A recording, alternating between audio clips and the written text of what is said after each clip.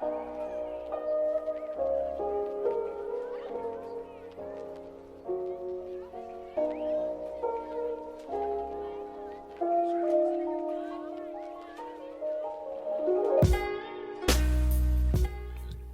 morning, good afternoon, good evening. Welcome to another episode of Raps is Furnace with me, Robert. With me, Pete. Man like Mo, we out here. Furnace. Well, technically, this will be the first episode of the new year. It will be, yes. Happy New Year, people! We made it. Well, hopefully, you made it. Hopefully, I made it. Doesn't sound like chances are good. Bro. You made it. Yo. But I guess for those who are watching on YouTube, this won't be the first episode of next year. No. You know what? Let me send this to my wife.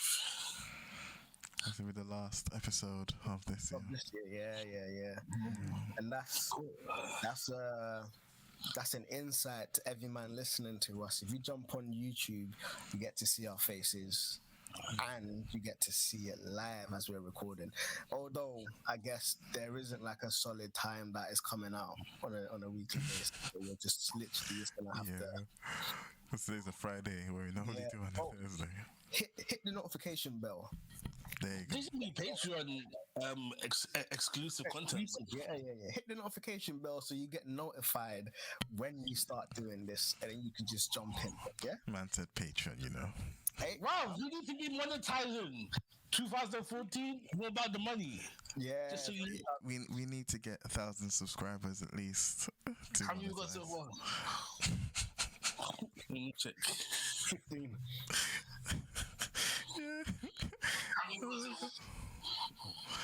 Go. Cool. What's the number? Okay.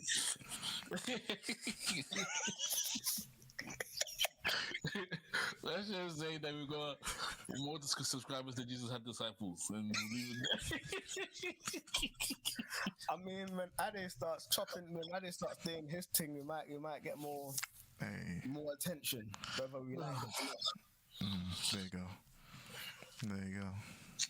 but man, how's everyone's Christmas?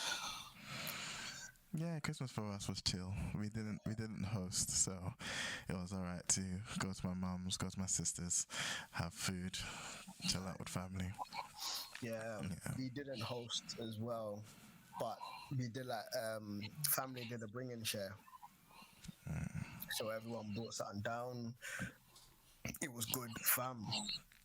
All the kids were just in like wrapping paper heaven. Yeah. The front room was just wrapping paper on the floor. You couldn't see the floor anymore. Yeah, but it was good. Yeah. Noah's got more monster trucks than he knows what to do with it. Yeah, it's crazy. Nice. Crazy. But it's good. Did you guys do Secret Santa again this year? Yeah, we did. Thankfully, no one got anything they didn't like. I got this Attack on Titans Uniqlo t-shirt. Hard. We did what Peter and Peter's group did, where you put down your suggestions for what you want. My suggestion was just an anime t-shirt with the link to the website. That was it. There you go. With the size, I was like, you can't get this wrong. But now I actually want the Kamigawa gym t-shirts, which is Ippo no, Hajime no Ippo. I want their t-shirts. I'm trying to figure out buying the Christmas Power Rangers jumper. I think it's so sick. I want everyone to be in the next show, and we'll just. Yo, his house next year when they said bring your Christmas jumpers in, we need Furnace just turns up. Yeah, Furnace just turns up. I'm Red Ranger. I'm calling it. I'm Red Ranger. Oh, you can be red. I'll be black.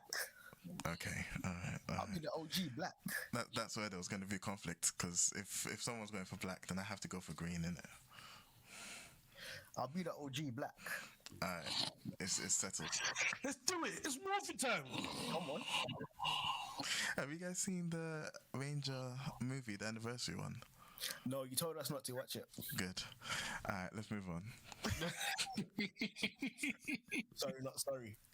We didn't do one. Yeah. We did the game, didn't we? Yeah, we did. Yeah, we did the game last week. Yeah. So I think Moses is on then because he missed a couple before that. Oh, have you got another game though? Have you got another game? I don't know. Did someone prepare a game? No, no one prepared a game. Again. You're the games master. You should always have a game like ready to go. I had a game.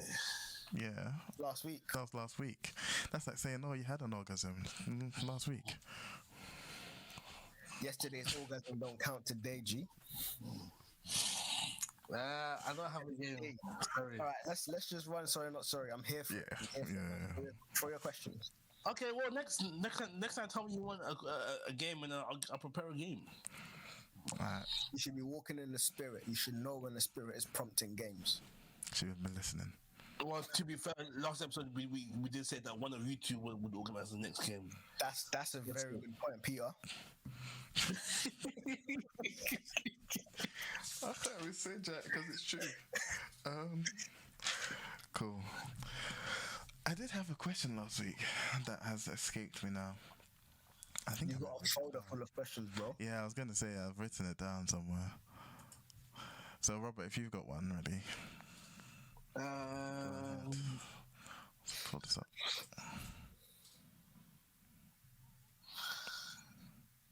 Moses, as a father, how do you ensure that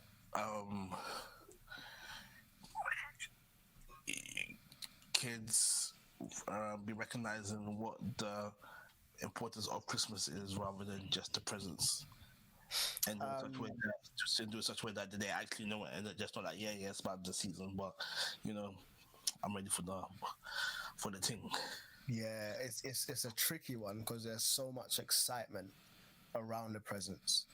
We get the kids to do Christmas lists, and then we kind of give it to the family members and stuff. If you want to buy something, just pick from the Christmas list. So they obviously, if you're building a Christmas list, then you have some anticipation of what you're going to be looking for, what you're going to be getting and stuff. But Jamelia is so much more better at this than I am at just talking to them about Christmas, like Jesus, the nativity stuff. And as I said last week as well, what we tend to do is we do like a bye-bye box. So as they get more stuff in, we intentionally give stuff away. We haven't done that this year yet, but yeah, into the new year we will be doing it. Because like if you see the sofa, it's just full of Noah's cars. Like that's how many cars he's got. So Gems and I were actually talking today about giving stuff away. So that's part of what we do to just emphasize that it's not about getting stuff, but there is the spirit of generosity. Jesus coming to die he's the ultimate present. He came to die that we may have eternal life. What are we going to be giving away? How are we kind of living in response to that and stuff? But there's a reality that for Noah particularly, at 4 years old, there's only so much you can grasp. Leia grasps a lot more than Noah at 4. So yeah, it's just a consistency, chipping away at it gradually, year by year. And I guess it's not just something that happens on Christmas, but re-emphasizing it throughout the year, even on Easter or whatever, and just re-emphasizing it throughout the year. And so Christmas just becomes like a highlight rather than the only time that we speak about this. Yeah. Oh, I'm happy with that. Anything you want to add, Peter? No, I think Moses was the best one for this question, honestly. Interestingly enough, Anita, like on her own, has also started. She's actually gone through with Zara and sort of packed up a bunch of toys that they're going to go give away. With that same sentiment. So yeah, no, I think Moses hit it bang on the head. Cool. My question actually kind of running off of Roberts, but because of something I noticed today, how are you dealing with sort of media consumption from your kids, especially when there seems to be a very intentional, subtle push to normalize non-traditional and anti-Christian lifestyles. So I asked that specifically because, like, something like Coco Melon, right? Coco Melon I thought was dope because Coco Melon was lots of ABCs, and when Zara was like a baby, I feel that's probably one of the reasons why she's like got really good with her ABCs, because we just let her watch like those episodes, and something else like what's the other one? There's Coco Melon and then Paw Patrol. Well, Paw Patrol not as educational, but all of these ones where there's like normality have spin-offs that introduce, in the case of Paw Patrol, a non-binary character. In the case of Coco Melon, a homosexual family, two dads.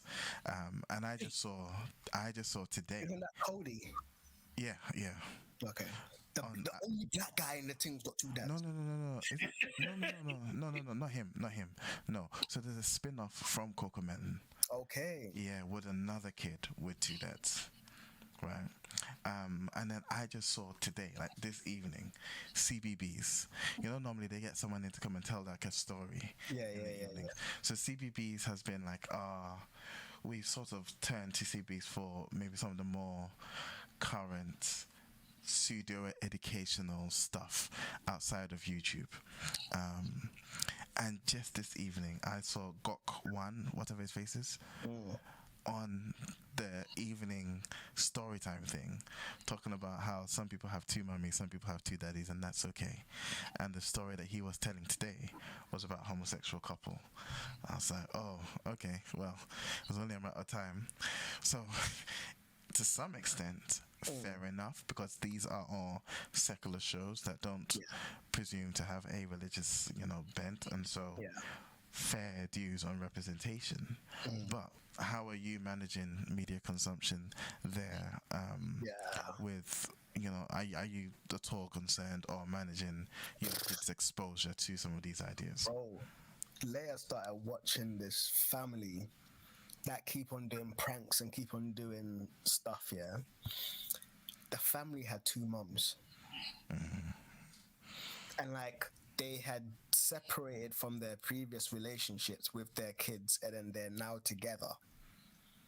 And so they're bringing kids from their relationships into this new relationship with two mums, and they're just mothering these 3-4 kids together.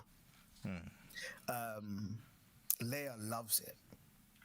And we've been like, you've been watching the family too much. Okay, watch something else now. This and that. It's been really interesting, because I've in doing youth work, I have watched youth who have grown up in the church, and then the next I see them, non-binary, this and that, but I'm just like, raw, like, this is interesting. Equally, I have seen, and this is more prevalent, kids grow up in church and then they end up with body dysmorphia. They end up with not like some sort of, my body isn't the same as this body, or I need to be like this to be attractive, I need to be like that to be attractive, this Hollywood notion of beauty and stuff like that. There is some element of interaction with their body and acceptance of who they are, that as God made them, not as their perception of themselves, that to some degree we are doing wrong, or we don't really have a handle on. Now, obviously, in terms of your figure, your physical body, exercise, eating right, all of these things have an impact on it. So if you're not eating right and then you're just doing whatever, physically your body is not going to respond or look in a certain. It's going to look a certain way. I say all of that to say my scope in terms of these things, it includes the relational part of things in terms of boy, like gender and all of them things there, but it also includes how they view themselves physically and how they interact with themselves physically. I kind of view a thread that goes throughout all of that, just your self-identification, that can kind of play out in different ways. I am Jamelia is like totally different from me in the sense that she won't let the kids watch Harry Potter, them things. I'm just like, yo, bro, is Wingardium Leviosa in it? Like,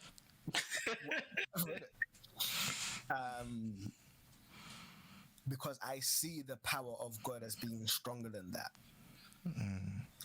But wisdom also says, just because the power of God is bigger than that, don't just expose your kids to it. Don't expose your kids to satanic, demonic things just because God can get them out. Yeah. That's not wisdom. Only that's not instantation. Yes. But equally so, I am like, this is the world that they're going into without us. Yeah. This is the world they're going into without us. As much as I'd like to prepare them and stuff like this, particularly Leia, she's starting to go to youth clubs and stuff like that. And I'm just like, I have absolutely no say over what other people say and bring into those youth clubs. Yeah. As much as I believe that the youth clubs are doing their due diligence, like to keep the space as good as it can be, inevitably things are going to slip in that aren't supposed to be there. And so I'm almost like, it kind of goes back to the innocent, not naive idea that I have. I don't want her being caught off guard when these things happen. I want to know that she's exposed to it. We can have a conversation about it, blah, blah, blah. Like when Leia asked me about the rainbow flag, and we had this conversation and everything, and just being open in dialogue in that way, so that hopefully when she engages with them outside, either we have covered them or we have a communication style that she's able to bring it back and we can have these conversations, because inevitably she's going to come across a same-sex relationship at some point. Yeah. And I would want her to be able to interact with them, not looking at them like aliens. So I would want her to almost see this as, oh yeah, like it happens, because it does happen. But in accordance to faith, it is not supposed to happen. And so, yeah, it's just like, nah, this happens, and we are still called to love them to some degree. So I don't want her being blindsided by that. And I don't want her almost like seeing them and then her eyes widening for a split second, like, oh wow. I don't want that response, because that in and of itself might make her a target. And so yeah, I want to desensitize her to that to some degree whilst having these conversations around what we believe God is saying, how he's caused us to live. Man's trying to drink water now. Too late. Like how he's calling us to live and stuff. Because yeah, I feel like sometimes we can shy away from what the world actually is to the detriment of the next generation. But I like wisdom says bad company corrupts good character. Yeah. And so there seems to be this line to toe that I haven't quite I haven't quite figured it out yet. But I'm kind of just taking it as it comes, recognizing that each child is somewhat unique. Yeah. And so, but thankfully, if Leia's watching something and the people start swearing, she turns it off. Nice. Like, without me having to say anything, she's just like, nah, they're saying bad words, and she turns it off. If they're talking about relationships too much, she'll turn it off. She's just like, yeah, like, they're talking about boyfriends and stuff, and I don't really like it. And she won't even, when they're swearing, she won't even repeat the words. She'll say, oh, no, they're saying bad words. And so, thankfully, we've instilled it into her where she recognizes it, and she recognizes that as a family, we don't interact with it. It doesn't shock her in that way, but she's also like, I'm not going to interact with this, even from an entertainment perspective. Yeah. Nah, that's good. That's good. Yeah. Fair. Robert, any thoughts on that? It's gonna sound a bit crazy, but I feel like as Christians, we need to be a bit toxic with how we're raising our kids. You know, give the boys blue, give the girls pink. If the girl if boys try to play with the mommy, slap her out his hands. I'm foolish.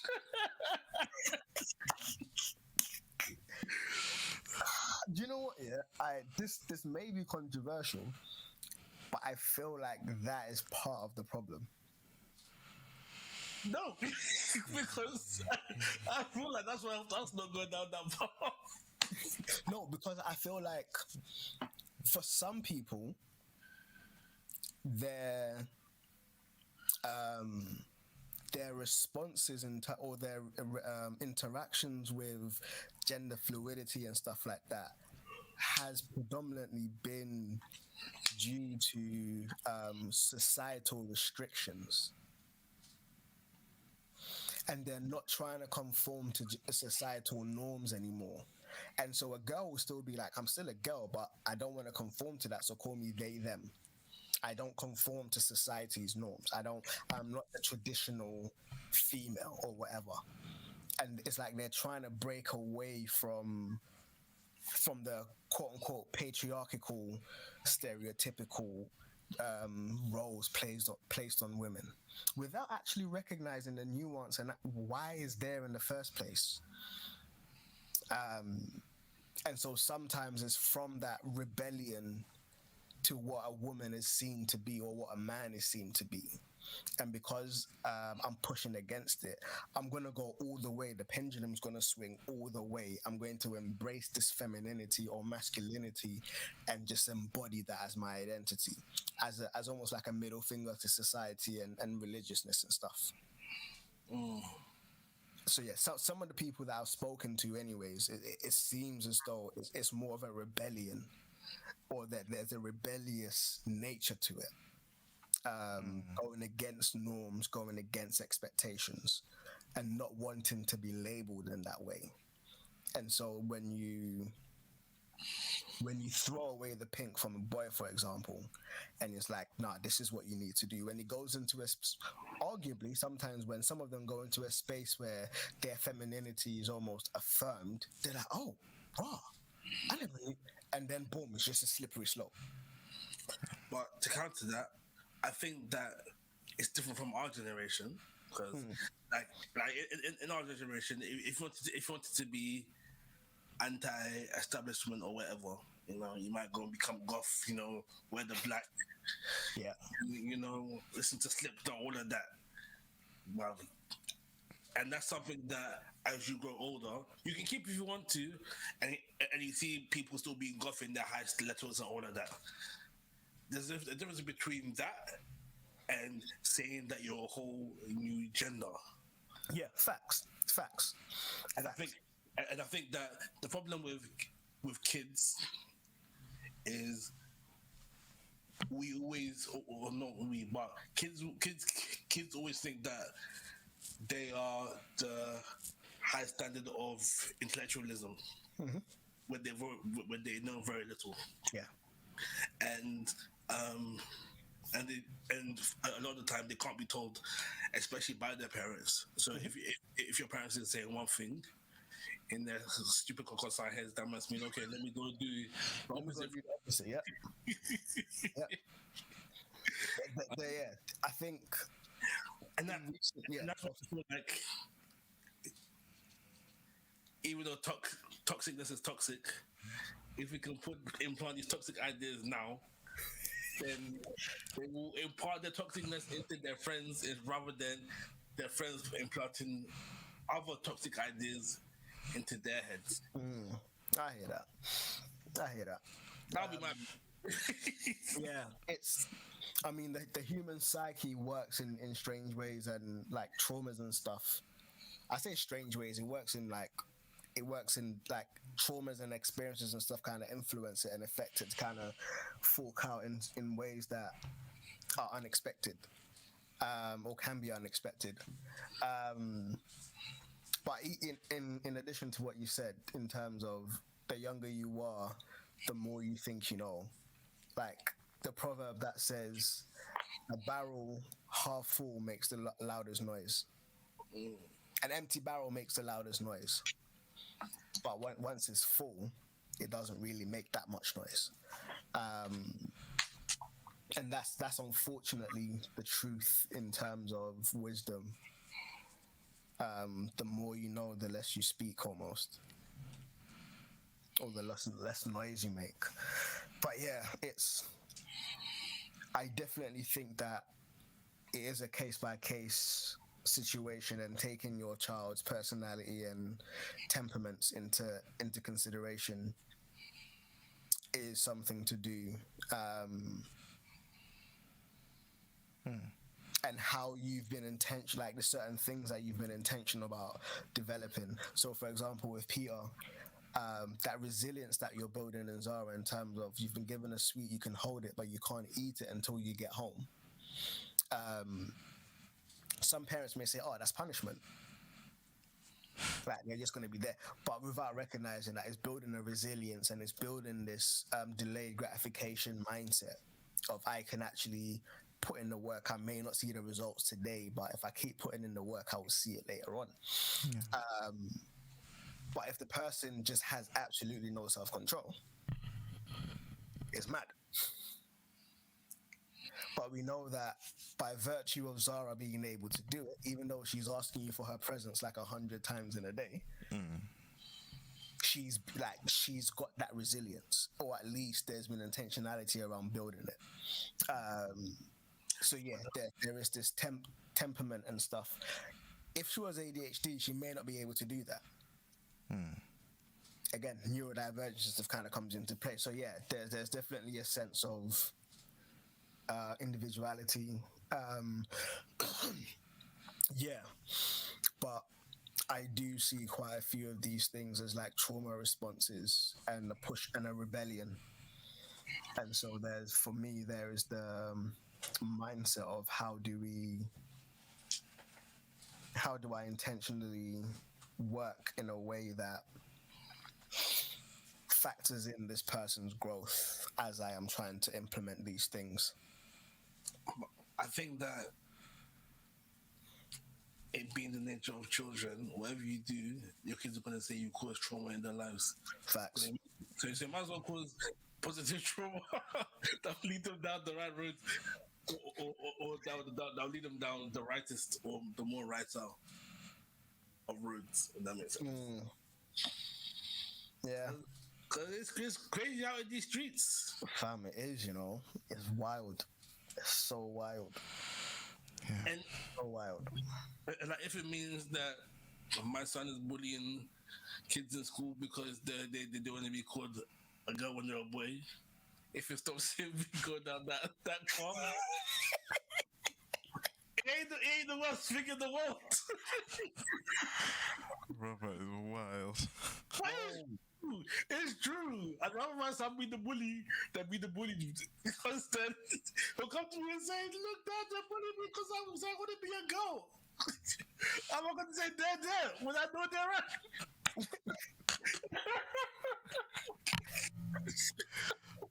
That's one of them. Your fearfully and wonderfully made conversations, boy.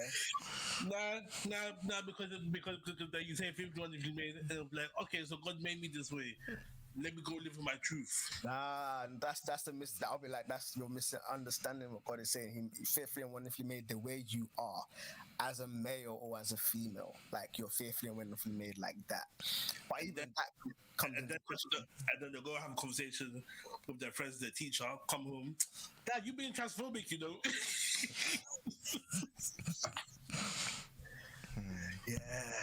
I mean, even that gets sticky when you come to like hermaphrodites and stuff. No, but I'm not even sure. Hermaphrodite. Yeah, I'm not even sure if that's politically correct to say anymore. Nothing is politically correct to say anymore. No, because they were the original transgenders, weren't they? Yeah. But now transgender means something completely different. Not necessarily that. I don't think there was ever. Anyway, Are you Google searching hermaphrodites? I'm going to search if a hermaphrodite can impregnate themselves. I don't think they can produce both semen and have ovaries. So I think you may have one. You may have ovaries or have testicles. Yeah. So even in those cases, I don't think there's always a leaning towards one. And again, I mean, any and all deformities are evidence of a fall in nature, evidence of a deviation from the original. So even with those, I don't think it's ever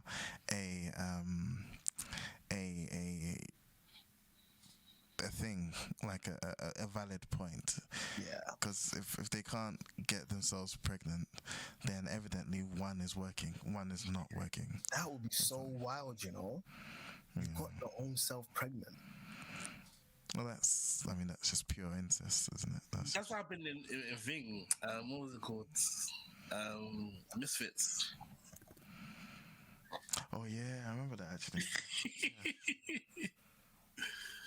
Yeah. So the guy that could swap between me and the guy and the girl. Yeah.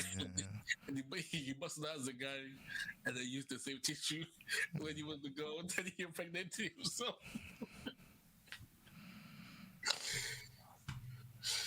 Oh, good times, man. Yeah. But I mean, just on this, I hear. I mean, I actually even hear your point, Robert. I get what you're saying. I don't think it's the right.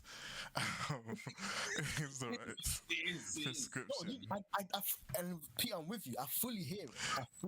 It's like drawing a line. At some point, you just draw a line. But it's just, I think there's so many factors that come into play. There is we have educated ourselves into stupidity side of things, where unfortunately schools are going to start propagating this. Universities already have.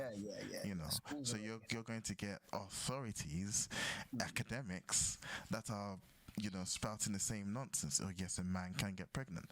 We see it, like I see clips of this in the Senate, like you see in courts, academics, professors, passionately making these arguments like, no, a man can get pregnant and your statements are transphobic and incite violence. All of this nonsense. There's that. There's also the rebellion, but then there's also what has largely become pretty much an epidemic, the breaking of the home. A lot of these things you'll have in single mother, single father, like households where maybe one of the parents aren't as involved as they should be, whether that's incarceration, whether that's intentional, whether that's spiteful. There's so many different factors that come into play, and so it's like it's a concern, but I think, as you said, Mo, it's sort of having the communication lines open and having a relationship that encourages that. I also see, I've been thinking about this, the sort of pressurized can theory. So like, if you step on like Robert, as you were drinking your however many Fanta, if you step on that Fanta whilst it's closed, because the pressure inside is equal to or exceeds that, well, is equal to the pressure outside, it won't crumple. But then if you open it and you pour it out, when you step on it, it will crumple because the pressure is not able to equalize. And so, filling them up with God, with truth, with light, such that when they go out, it's able to counter the darkness. That's also one aspect of things. And it's like, it's peak. It's so peak. But it's like, is that enough though? Because you see so many kids that are growing up in Christian households. Growing up in a Christian household doesn't make it. It doesn't. Growing up in a Christian household doesn't make you any more Christian. Yeah, but it doesn't make you any more Christian than standing in the garage making your car. It doesn't. No, but I say being in a Christian household in terms of what you were saying about bringing them up through the word, where there's intentionality, where there's even with this conversation, I'll take it back to the impact of fathers that Peter dropped in the men's group, his house men's group. Living in a Christian household, there are plenty pastors' kids who have just gone left. There's a relational integrity that the parents need to have with their children. An intimacy, a connectivity that needs to be there in order to actually instill these values and these principles. Otherwise, you're just seen as a hypocrite. You're preaching the God of love when you're not loving at home. You're cold and disconnected. But also, and I think this is key. A real transformation is only by the Holy Spirit. That's it. Yeah. And so, we can preach that there was a real backlash with the purity culture because people were keeping themselves pure, thinking that was their righteousness.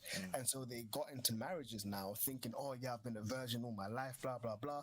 And the sexual act now was tainted because all their life they've seen it as sinful. Without realizing I'm supposed to enjoy this when I've conditioned myself to see it. And so I think real transformation is only by the Holy Spirit. And so, yes, it doesn't. Faith of that works is dead. It isn't a case of us not doing everything and just anything and abandoning everything onto God. But God calls us to submit and to work and to walk after Him. And so, it's very much a case of coupling all of our activities with prayer and all of our activities being in a conducive relationship where God's love is actually felt and experienced through our interaction with them. Bro, like Amelia asked me, what would I do if Noah was like came home and he said he's gay? And I said to her, I would just be like, cool, like it is what it is. I'll still love him as my child. I won't turn him away. And that shocked her. And I'm like, yo, like, I'm his parent. I'm not gonna. Yes, there's a way that I'd want him to live. It's his life. Unfortunately, he's going to sizzle in hell. I can't do that for him. No one's there. It's him. But even in the midst of what I deem and what I believe is sin, I will still extend the love of the Father to you. I will still love you as a father. And maybe that may be the acceptance you need to look beyond me and see Jesus. I don't know. But I will still love you in a way that, like, bro, I was moving mad.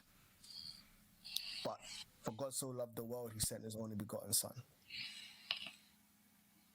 And thankfully, I'm not moving as mad anymore. Yeah. Cool. That was a solid, 40 minutes deep. If I can I throw out a question to you guys? I mean, it's the last one of the year, you might as well. This is an open air question. How do you respond to the Christians who are vehemently against Christmas? I saw a post like this on Instagram. When I saw it, I was just thinking, oh, shut up, bro.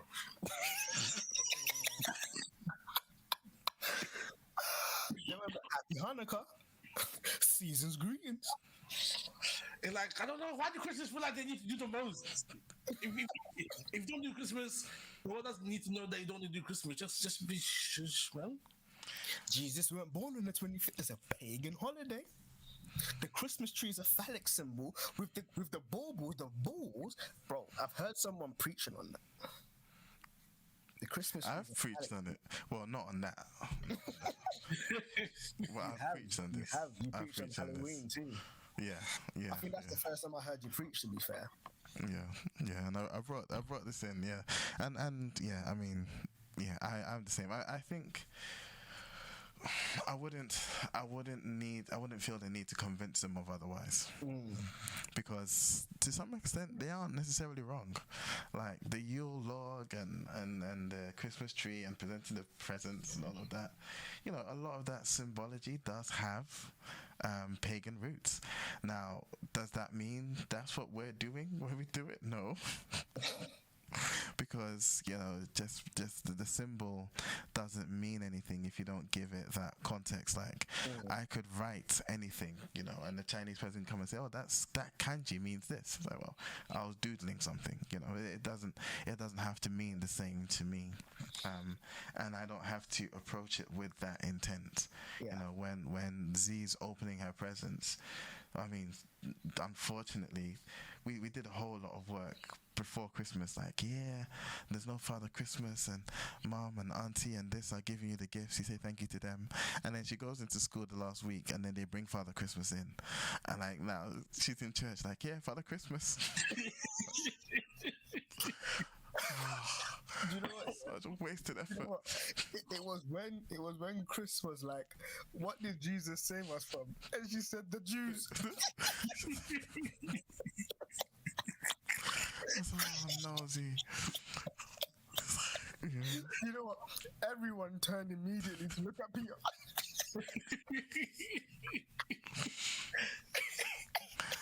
These times, I tried to teach her about substitutionary atonement, and she's like, okay, Jesus is on the naughty step. I was like, yeah. So it's yeah, I think there is some truth to the fact that, you know, they've sort of they did bring in two different things, and sort of bring it together, but at the same time, it's like that doesn't stop you from recognizing we are celebrating the arrival of the Savior of the world.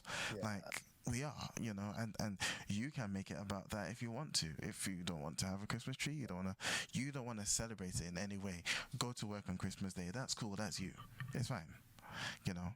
But if someone else is, again, it's one of those things. For me, it's the meat eating, not eating meat, you know, situation. This isn't going to take me to heaven or deny me entry. Therefore, it's not a hill to die on. That's just my approach to it. Yeah. It's fascinating because in doing all of these historical fact-finding stuff, it's interesting what people want to fight against. Yeah.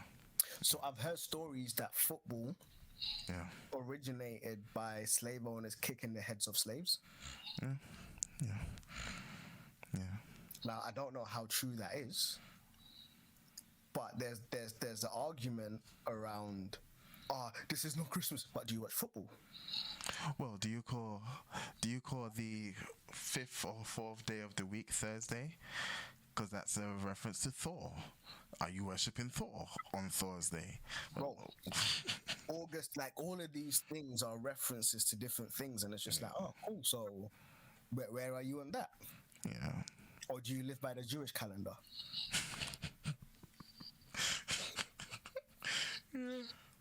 So yeah, it's interesting where we pick and choose what we take offense at religiously. Yeah. When if we want to be holy, then take a swath across all of modern culture. Yeah. I heard someone say, like, they shouldn't be playing drums and guitars and stuff in the church because it's not mentioned in the Bible. I bet that's one of your Reformed Calvinist people, though. No, it was a very charismatic, Oh, for real? very charismatic person. And this isn't. I know he might watch this. This isn't like a dig at him, but he almost reminds me of Ade. All right. Yeah, Interesting. that's how much zeal he had, and it's just Yeah. but it's just like like all of these things shouldn't be in the church because it's not in the Bible. And I'm like, bro, so what? We should be sitting around with harps. Yeah. Because I've heard similar, but it was from, I heard this from like proper reformed, like Calvinists, like all the way, you know, like why are you even singing in church and dancing in church? Like, what's that about? That wasn't, you know, it's not. I'm like, you know, David danced, man. David To the danced. point where he looked naked, like You know, People just need to understand that. this guy's got a headache. He came like this. And you know what? It was the people that tried to sound the deepest about everything. Robert came with that. I've had enough of this. And you know what? I'm a simple man. You know, for all my life, Away from someone. December 25th, Christmas. Easter Sunday, Easter. What happened? You know, Easter, we recognize and celebrate the death of Jesus. You know, even if it's just that once a year, and then for the rest of the year, we might not ever read that part of the Bible again. In the same way, Christmas, celebrating the birth. You can't have the death without the birth. Fam. It's the beginning and the end of the story. You know? That's almost like getting at Muslims during Ramadan when you see them doing next things throughout the year. It's like, what are you doing? No, you can't, isn't it? You can't. Yeah. So yeah. And like it's not like we'd be like trying to dig into the Christmas story most of the year anyway. Bro. And even within the Christmas story, we see prophecies that Jesus fulfilled, which add to his claim of being the one that the scriptures were talking about. So if you want to be nitpicking about that, let that be the one time that those scriptures are at least have been fulfilled in your Bible. Do you know what? Yeah, I'm not sure if Z School did Christmas carols. You're muted, I think. They did, yeah. Sorry. Yeah, and like Leah Noah School, they were fully singing Christmas carol, like the Holy Bible says Jesus is the Savior. And I'm just like, yo, like parents are coming to watch their children do. Bro, there was Muslims, there was Hindus, and their children are singing Christ died for you. Well, and they're having to clap. Yeah. Because you cannot not clap for your kid. Next time, don't send your child to St. John's School. well, no, this is the thing. This is why I thought I'd get away with the whole Father Christmas thing, because she goes to Catholic school. I thought, yeah, they definitely won't be bringing no Father Christmas in. Bro, Catholics, you know what Catholics be doing? Hey. Next month she'll be coming with a whole rosary. Smells and bells. She'll be coming with incense. Zizi started, so Zizi prays before she eats. She started adding, now the Father, the Son, the Holy Spirit. Yes. Well, I mean, I'd have that, you know, I'd have that over some of the other stuff. So yeah, bro. Yeah, yo. Do you know what? Yeah, it wasn't until I was working in a church where later must have came through sometime, and we had like prayers on the board that all of us would say at the same time. Ever since then, whenever she's going to prayers, like, I want to pray from the prayer book. Where's the prayer book? I'm like, what sort of liturgical child am I raising right now? So Peter, what happens if Zara starts praying to Mary? I'm not in this house, you want?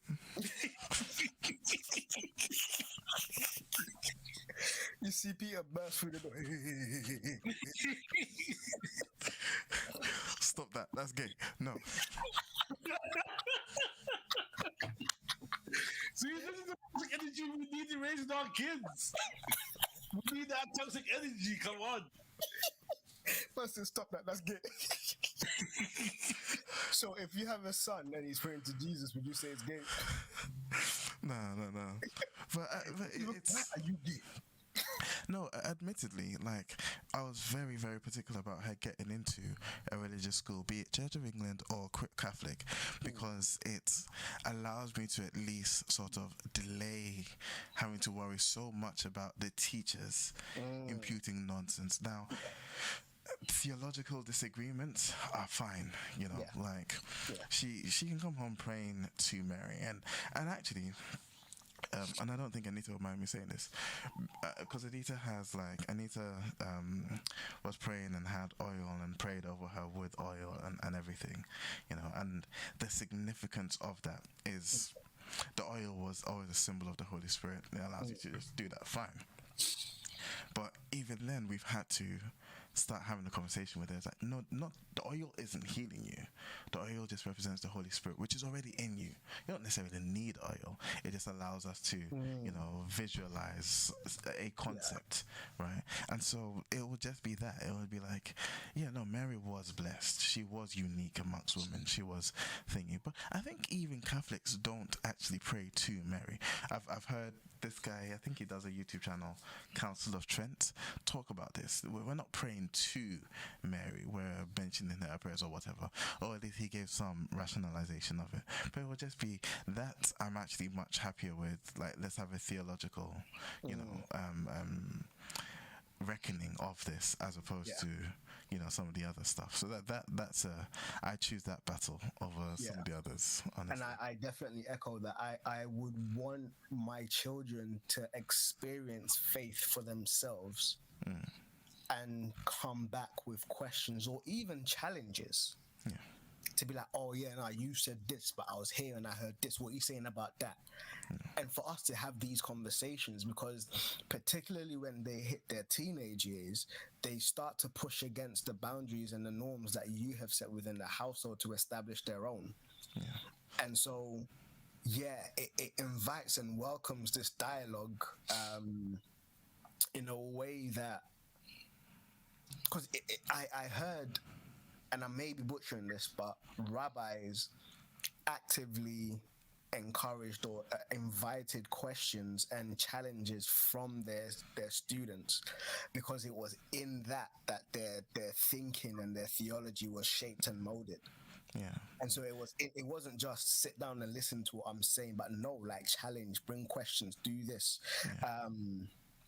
And that's why even we see the disciples probing and asking questions. How often should I do this? Oh, that's really hard. Like, they were bringing things, and in that discourse, they were having their ideas and their mentality shaped. And so, yeah, it was in that living of life and in that exchange where, and it's also validating to know. Yeah. I was going to say, further to that point, you have to appreciate. So when I was tutoring, it was GCSE science, integrated science or something. Sorry, Z's just getting out of bed. I have to go catch her. Oh, she wants wee wee. I have to go catch her quickly. Cool. I'll finish the story. So people were doing integrated science. I'm joking. But and I think we also need to remember that I think sometimes as adults we can forget what it was like being kids, and as parents we can forget what it was like being children. Yeah. And like, I know for me, as much as I want to be, you know, the most amazing dad and be like, yo guys, let's sit down and read the Bible time. When my mom tried to do that, I was annoyed. Bro.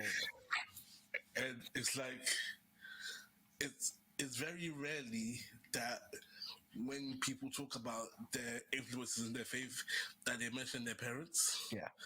But like, if they do, it'll be like, oh, my mom was praying at 4 a.m. in the morning. And slathering me with oil. I'd wake up yeah.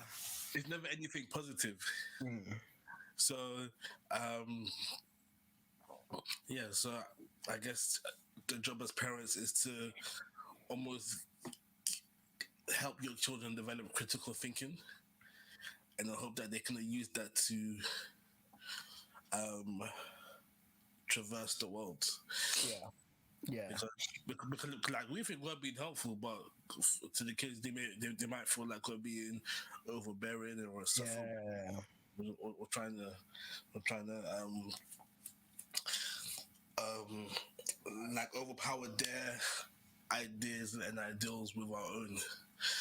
Um, I remember that I did like when my mom did that. Chances are my kids don't like you when I do evil. This is the thing. Unless you're gonna go down that route and be like, "Oh, you're free. Do whatever you want." Yeah, that's yeah. It's yeah. That's I found that intensity doesn't work and freedom doesn't work. Mm. And so there is this intensity within freedom that you almost need to find.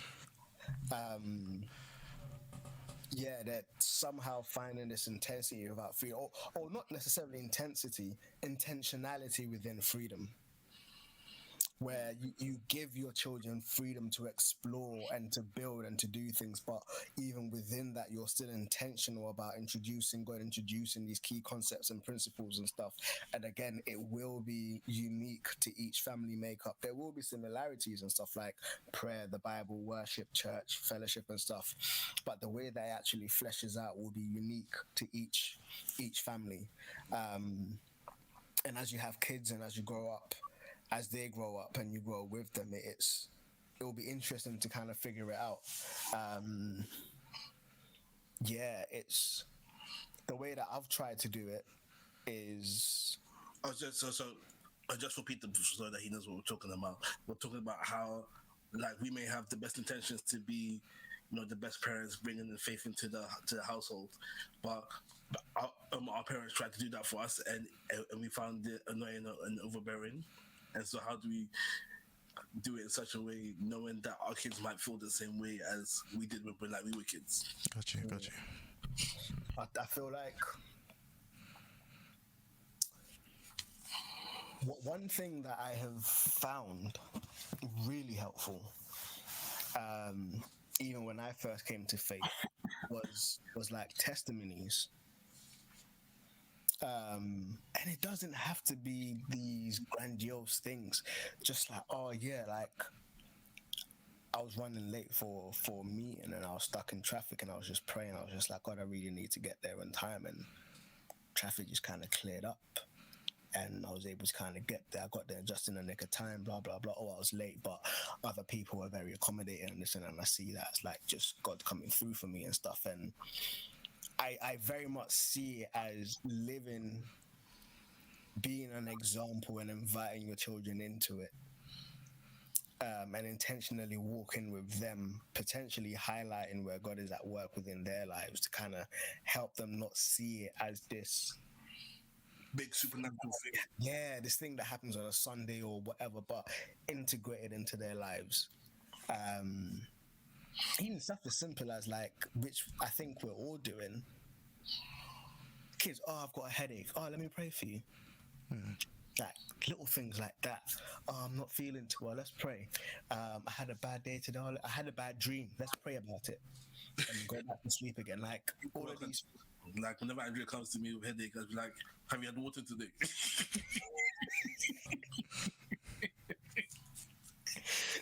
I mean, faith works. But yeah, it's really trying to integrate it into their day to day, where they hopefully get to a point where they don't see a distinction between life and faith, but faith is working through life, which it is.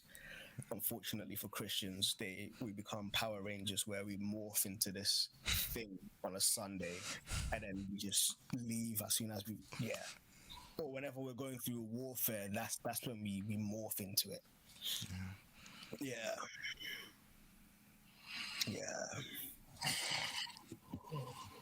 So Peter, how do you feel like your experiences as a child with Christian parents has affected your parenting style as a Christian parent?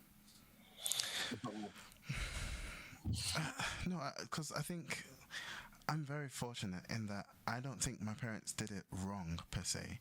They made lots of mistakes. They weren't perfect by any measure, but my mum complained us into church, and if she hadn't, we wouldn't have gone. And if we didn't go, we wouldn't have learnt about Christ as much as we did. Like,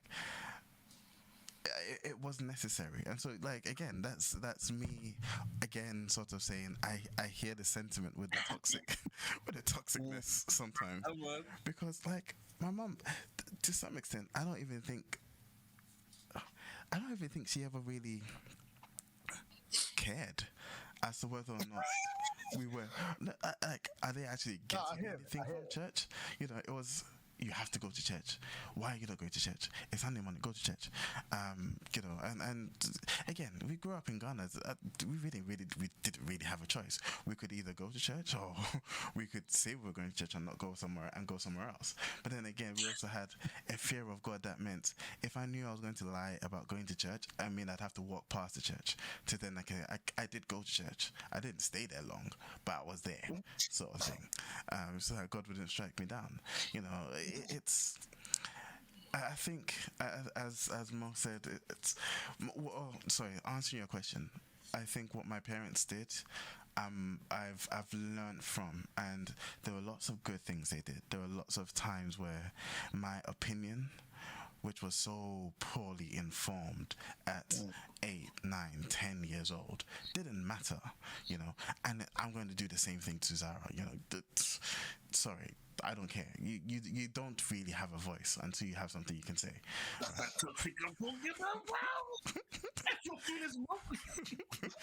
But then there were other things. Where, again, I see differences. You know, like the relationship I have with my mom now is new. It's not new as in like yesterday or something. It's new as of maybe just before I got married, where there was a mutual respect, where there was a recognition that I'm not a young kid anymore. I'm an adult, you know.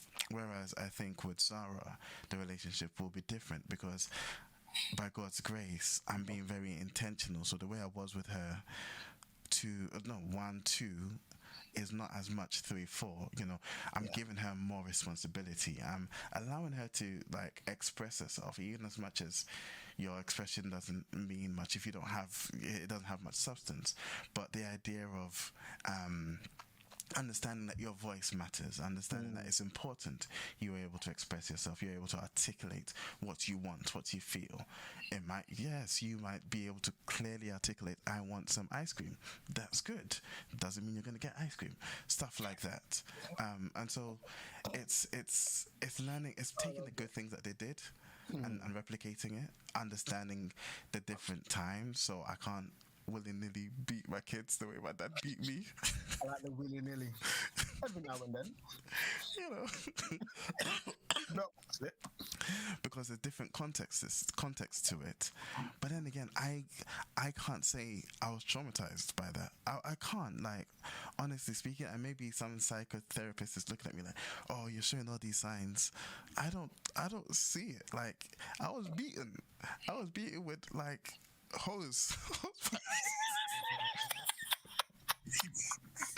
I was beaten with tree branches, right? But then I look back on it, and it's like, well, the punishment was justified for some of those behaviors. And the way I translate it now is slightly different. You know, I said on the podcast before, when Z was really young, she would get this. Like, she would get this. And not like, genuinely, I can genuinely say, not in a crazy way, but enough to make her like, this isn't good. And anytime I've done something bad, this is associated with it, right? Now, someone's like, oh, don't beat your children. Technically, it's beating, but that's not really beating your child. Like, she's not getting beaten up. That's a little tap.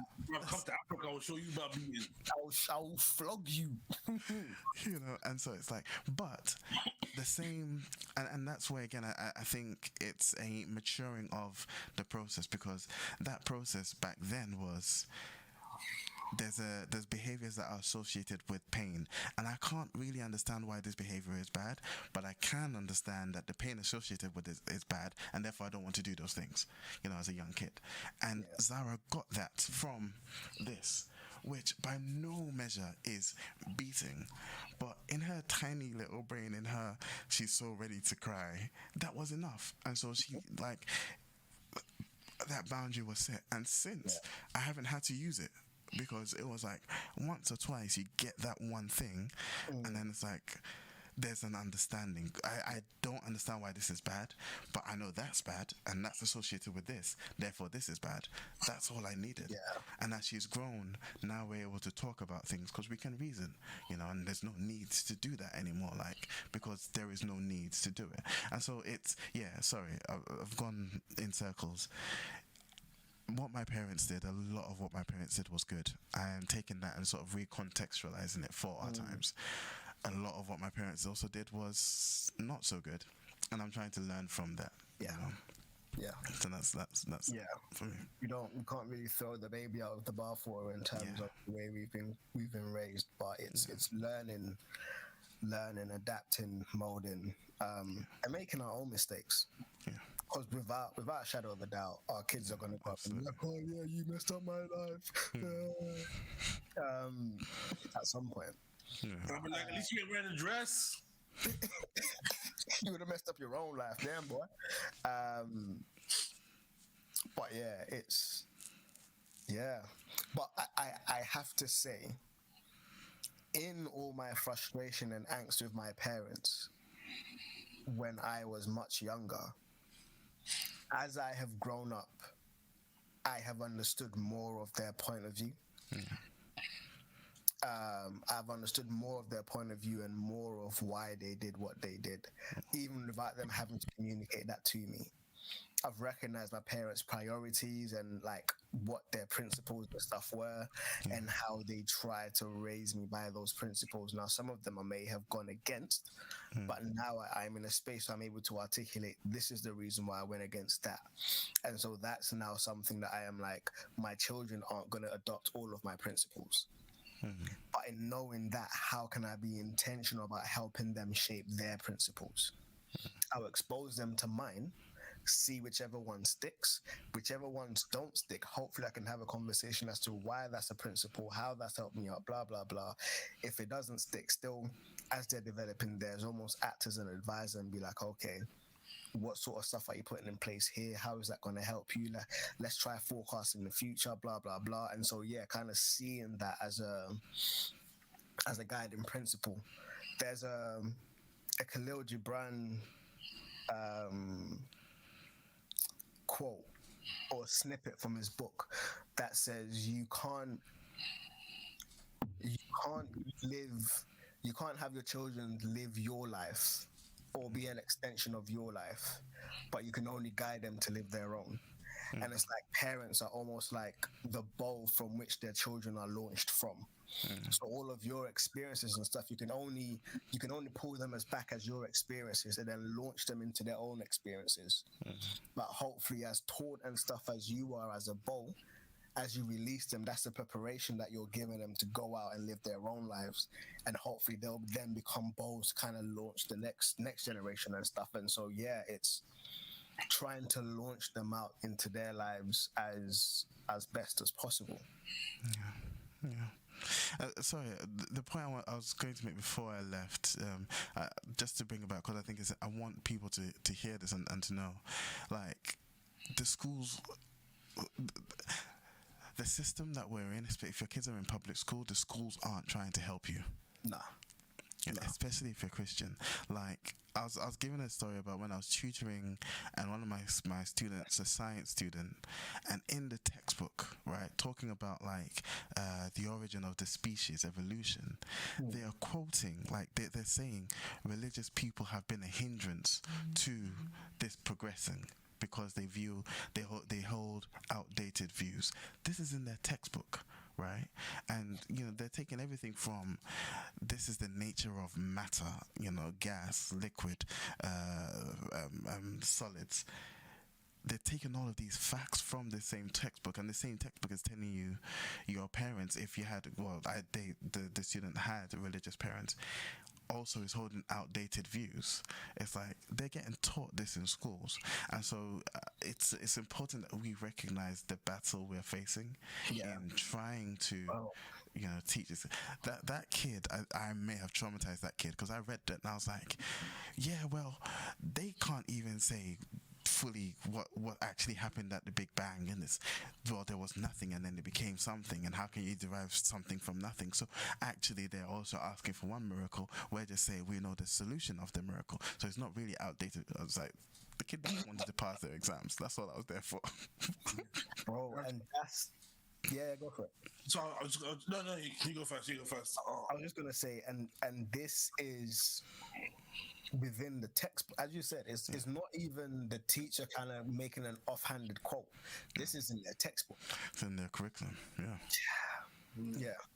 And I was just gonna say, like, and there's a whole other level of conversations and stuff that they're having with these teachers that you will never know about.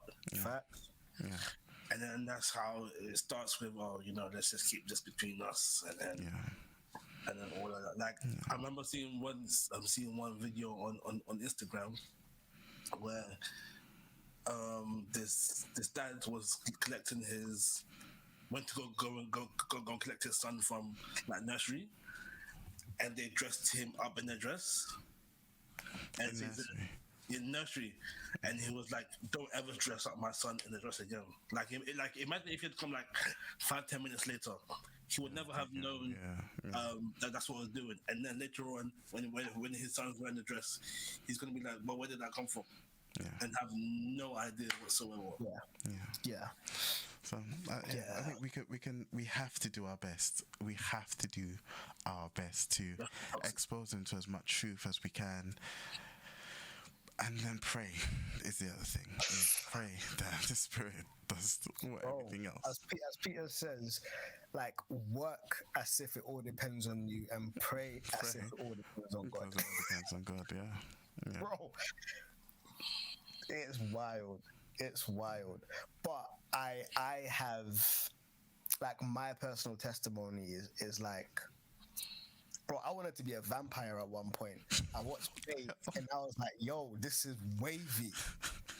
I used to look at my teeth and be like, oh, are they coming out? Like, bro, thankfully I didn't drink blood or nothing like that. But like, I wanted to where the bats at? Bro, I wanted to be Blade at one point. Like, it was wild. The Charmed Power of 3, like, I was into all of that. Buffy the Vampire Slayer, Supernatural, all of them things, I was fully into it. Look at me now, bro. Like, there's been a transformation. I may not be fully there, but there's a transformation. And so I am very much just like, I've witnessed and I have seen the transformation of God, even having been in it. And so I'm just like, this is not beyond God. This is not beyond God. Like, yeah, it is not beyond God. And so there is this confidence in me, and it may be making me complacent. It's like, oh yeah, God can do that thing, innit? But I know deeply, because of my own testimony, that it's not beyond God. He's taking people from worse places, from cults, from the occults, from so many different places, and he's brought them into the kingdom of light. Now, yes, they've had to wrestle through the implications of that transition, but he's been able to do it.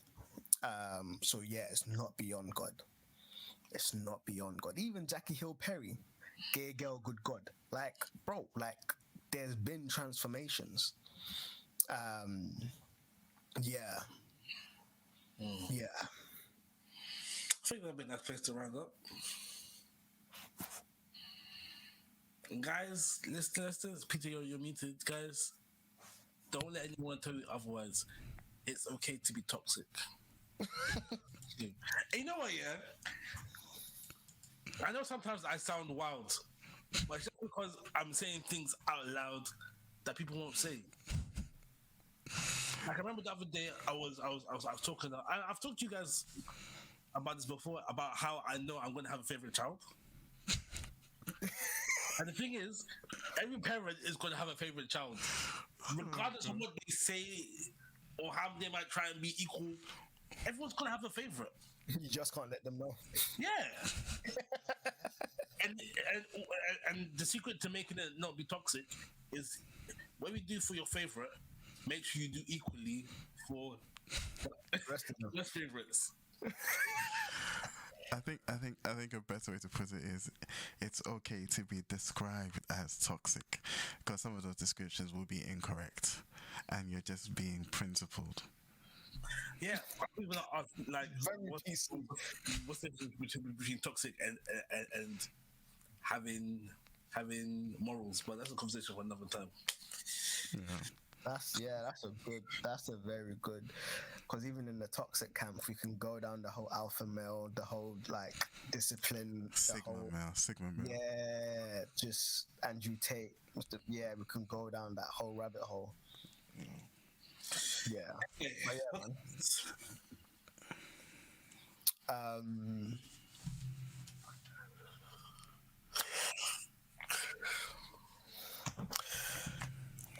Oh, hookups.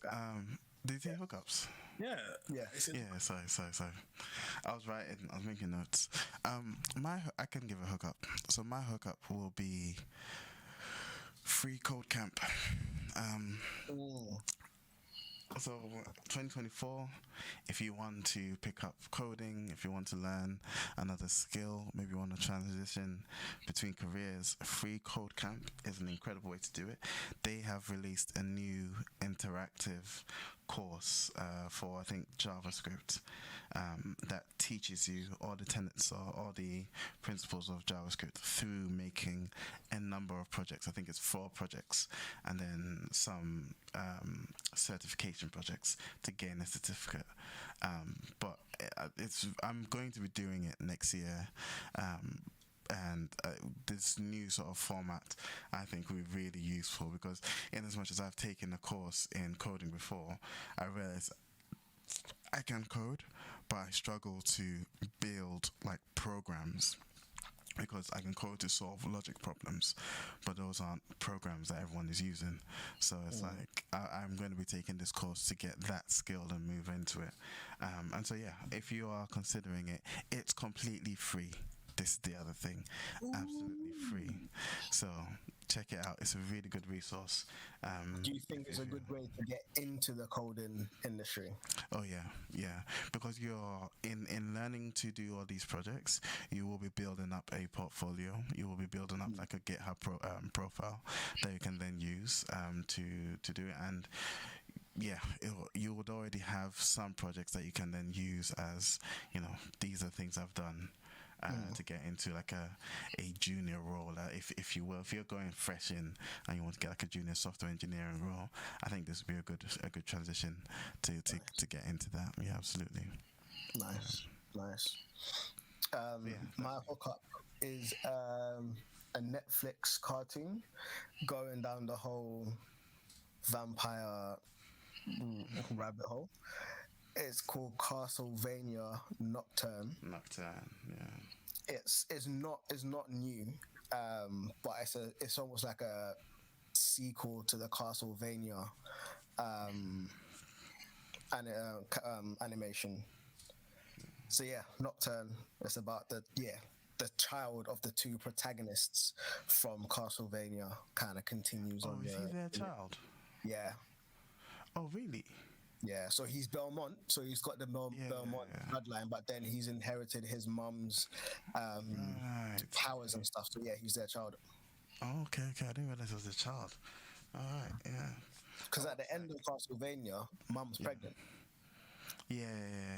So it's almost like a time skip, and then it's just Right. Okay. Yeah. And I didn't realize he was a child. I'm like halfway through episode 2. Still. Yeah. I haven't started it. It's in my watch list. I haven't started it. Yeah. Well, cool. All right. My hookup is a song by John Mayer. Comfortable. Great song. Cool. Oh, going to the gym is not easy. I'm feeling the pains already. Doms. I'm gonna go soak in the shower for a bit. Ice bath, yeah. No, I cannot do cold water at all. That's the other This is thing how I about know the you gym. didn't live in Ghana. This is how I know you did not live in Ghana. The other thing about the gym is they've got a cold shower that's actually quite really useful. And Did you have a sauna there? sorry? They've got a sauna in there, yeah. They've got a sauna and infrared sauna in there. But they've also got a cold shower, which is really good. Nah, bro. If it was cold, I won't bath. I won't bath. Bro, use a try it, because actually I think it reduces the soreness after. I'd rather be stored than bath in cold water. Okay. Like there have been times I've gone to boil the kettle to pour in the bucket. That's hot water. The one thing that I love about cold showers, yeah, is how you breathe when the water hits you.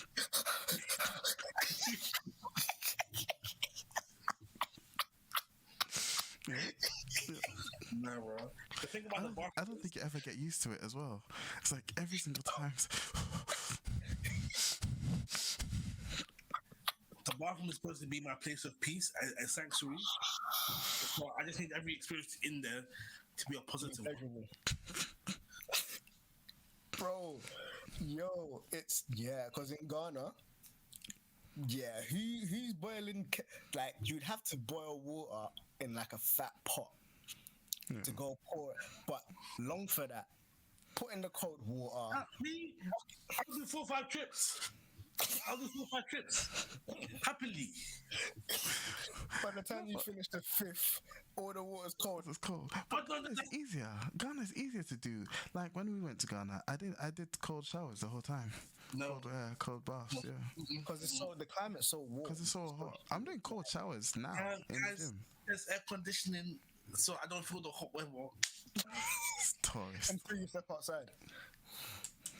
We still have stepping outside. There was a time, Rob's moving like a vampire. he's moving like a tourist. He's no longer Ghanaian. He's British. But man was eating Bangkok and corned beef the other day. Yeah, but you can't do cold shower bath. With a spoon, yeah? Nah, with the hand. And the egg as well. I was just... Hey, bro, James and I went Barbados a couple years ago, yeah? About 4 years ago. I left the air conditioning on when we left our building. So we go out into the heat. As soon as we come back in, the room was just cool. Just straight into it. It was beautiful. But yeah, I think that would be a good place to round up. Yeah. Shout out Reed for the intro outro music. Cameron Turner ordering amazing logo. Twitter at Furnace UK. Instagram at TBS Furnace. Email tbsfurnace@hotmail.com. You can find us at soundcloud.com/The no apostrophe. On all the podcast websites, apps, Black Furnace with the apostrophe. What's this guy doing? What's my Burger King crown?